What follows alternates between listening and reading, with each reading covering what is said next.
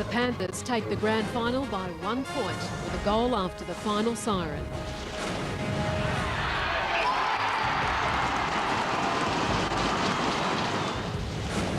It's fairy tale stuff. You don't even dream of that stuff. It's unbelievable. I just can't believe it. Prime News with Helen Ballard. Good evening. Thanks for joining us. Also tonight in the local news, new charges for a man in jail over 2 Albury killings, and the teachers' games get underway in Wodonga. But first tonight, an amazing finish to this year's O&M Grand Final. Myrtleford was set to claim victory when Lavington's Darryn McKimmie went for a goal after the final siren. He put it through and gave Panthers the flag by just 1 point. David McHugh was there for the amazing match.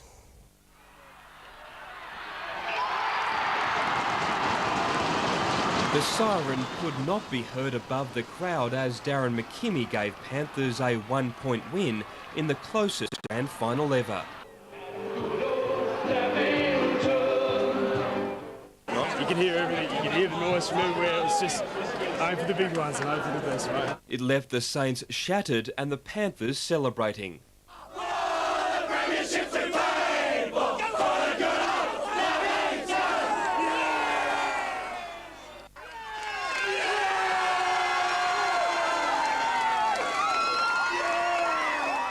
Before the grand final, Wonderful World Day began the festivities.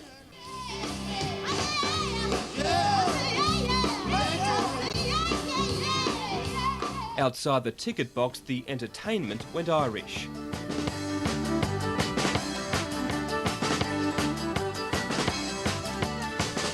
Most of the 15,000 people at Panthers Oval were Saints fans.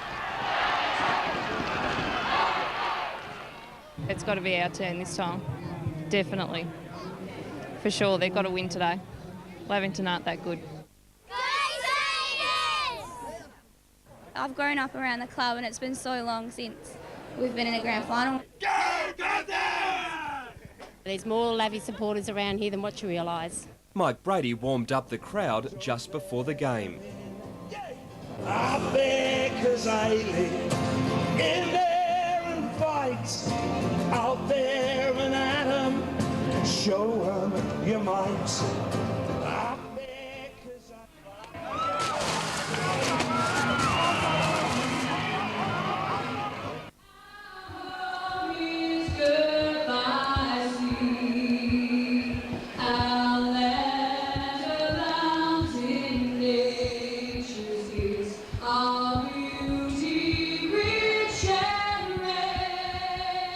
David McHugh, Prime News. And Dave will be back in sport with all the sports action from one of the most exciting grand finals the border has ever seen. Darryn McKimmie has stolen the grand final from the Saints. McKimmie's goal after the siren gave the Panthers a 1 point win. A million thoughts, mate. A million thoughts. You can't pinpoint. Just keep your head over it and just kick through it and hope for the best.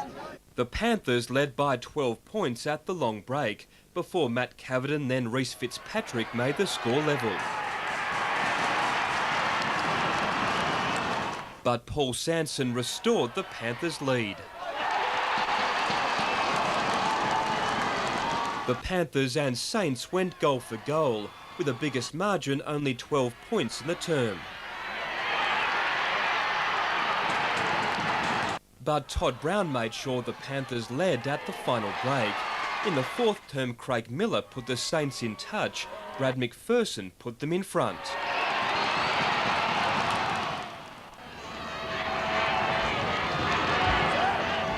With the Saints up by 5 points, the game became a desperate scramble. But with seconds to go, best on ground, Corey Brown found McKimmie.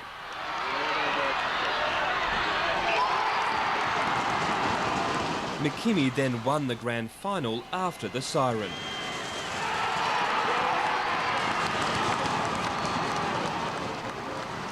He's our captain. It was his 200th game. He's been here for 11 years. For him to be able to ice it like that, it's fairy tale stuff.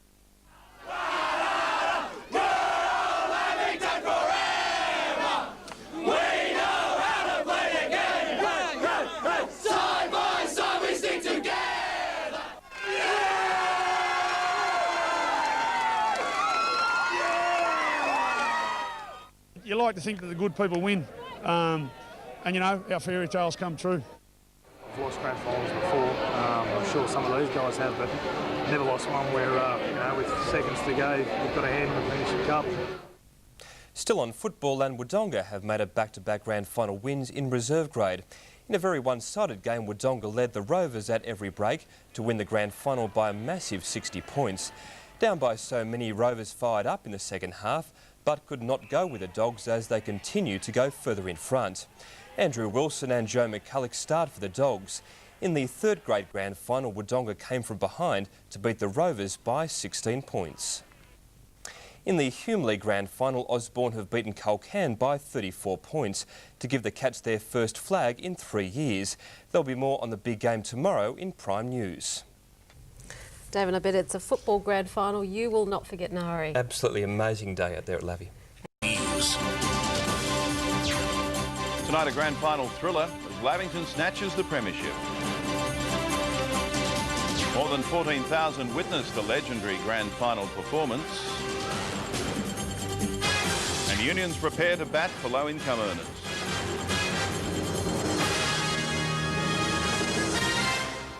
Good evening. Also tonight, Victoria's livestock identification system attracts international interest. But first, we've seen one of the most amazing grand finals in the Ovens and Murray Football League.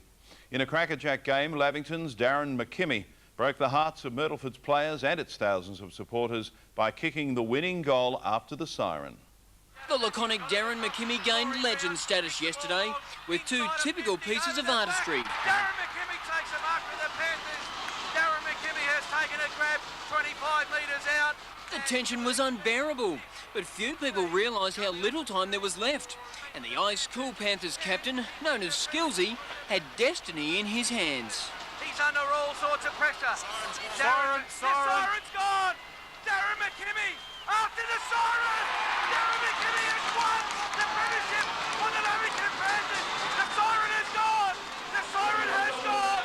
And Darryn McKimmie, in his 200th game, has won the flag! You think back, you do it a million times at training, and it's just head over it, put them through the big ones. And it went through, mate. For a guy like Darryn McKimmie to kick the winning goal, and I think it was after the siren, wasn't it? We didn't hear the siren down there in his 200th game. It's just... Didn't hear the siren, and we actually had a couple of blokes down back there that were roaring and really excited, and we were told there was 2 minutes to go. It was only the second one-point win in the league's 112 years. The Saints just seconds from breaking the league's longest premiership drought, 35 years. How do you feel if you're Myrtleford? Words can't describe how they'd be feeling at the moment. Radio 2AY's Paul Spargo, the Albury legend, called it one of the great grand finals, and McKimmie's moment of magic will never be forgotten. Andrew Moir, Win News. And a crowd of almost 15,000 flocked to Lavington Panthers Oval, Saints supporters clearly outnumbering Panthers fans. Myrtleford colours filled much of the ground for the first one-point grand final victory in 72 years. In what could only be described as superb football conditions, a massive group took up position at the Lavington Oval from early Sunday afternoon.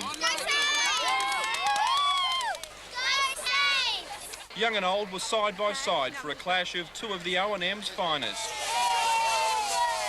Red, white and black dominated the stands. The Myrtleford Hills empty as Saints supporters travelled to the border.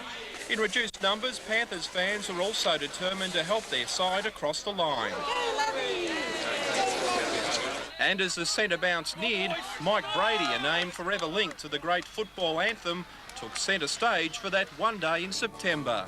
Cause there's one day in September we want to remember. There isn't any doubting we'll be there shouting. At half-time, the Ovens and Murray Jets had the thrill of playing in front of their biggest crowd yet, soaking up the atmosphere and enjoying every minute. Out there 'cause I live in there and fight. Out there and at 'em, show 'em your might. And we will continue our comprehensive coverage of finals football later in sport with Andrew Moir. Tony Catamole, Win News. By 1 point in one of the greatest O&M grand finals. The The Panthers' Corey Brown won best on ground in front of almost 15,000 fans. The lead-up was overshadowed by Myrtleford captain Brad Murray's suspension and subsequent successful appeal to the VCFL. However, Lavington dominated early. Midfielders Luke Carroll and Corey Brown outstanding, as were Adam Butler and Peter Doherty. But the home side couldn't convert until the Sanson siblings combined. It is the opening goal of the 2005 Grand Final. And then Tim Sanson grabbed his own for a 17-point lead. The Saints' second term was a long way from their stuttering start. Craig Miller on target. Chad Rigoni had a chance to make a further dent but was astray. And while the Saints midfield, led by the courageous Ben Jones, started to dominate, Adam Mathews was worrying Brent Piltz. Nick Purce's arrival from the bench added further spark, and then Murray found the robust Matt Cavidan. Ronnie, that was one of the great celebrations of the goal. But the 197-centimetre Mathews bobbed up for another on his non-preferred left. Gets it back to Mathews on the left. Great play by the two forwards. The league's best kick in Butler then launched this from 70 metres, only to hit the post, but that wasn't the case for the crafty Shane Peters. But Nick Holman, the teenager dumped the previous week for missing training, responded. But the Saints levelled the score in the third term through Cavidan and Reece Fitzpatrick. Fitzpatrick, can he get it around his body? Paul Sanson missed an opportunity to regain the lead, then minutes later landed this soccer-style effort. Off the ground, a goal to Paul Sanson. Just kicked it. I just don't know what I was thinking. I had nothing else to do, I suppose. The Panthers then went 14 points up when the rugged Nick Barnes crashed into Tim Sanson. Discipline. It was discussed during the week with the Myrtleford Saints. It forced Sanson to the blood bin, but then the Saints replied Rigoni with 2 in a minute. Rigoni swings it around to the top of the square. He gets his second in about 20 seconds. But Todd Brown steadied for the Panthers, who held a 7-point lead. We gave absolutely everything we had, and if we do that, that'll be good enough. Miller made it a point the difference. Brad McPherson handing the Saints the lead for the first time. They're going bananas. McPherson had another chance to ram home the advantage but shaved the post. Butler with his tackle on Miller in the frenetic final minutes. Unrewarded tackle. The Saints holding that 5-point lead until McKimmie's mastery. Andrew Moir, Win News.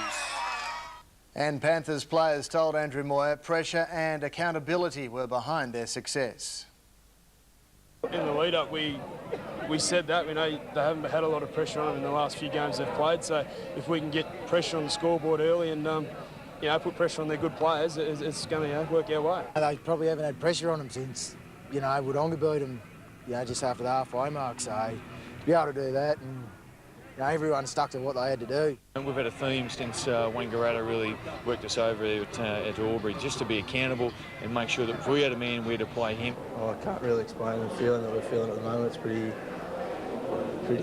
gut-wrenching, I suppose. Once we got past that first quarter, we got back to that, to get hands on the footy, but 30 minutes gone, it's too late. The Saints deserve enormous praise for their commitment and dignity in defeat. And while Darryn McKimmie will rightfully be remembered for his match-winning goal, so too will Kade Stevens, helping out defender Brandon Mathews here, who had done a sterling job on danger man Craig Miller in the final seconds. If he doesn't mark it, he's good at his feet. Underneath, he can good second, third effort. So our job today was to get back and help him all day.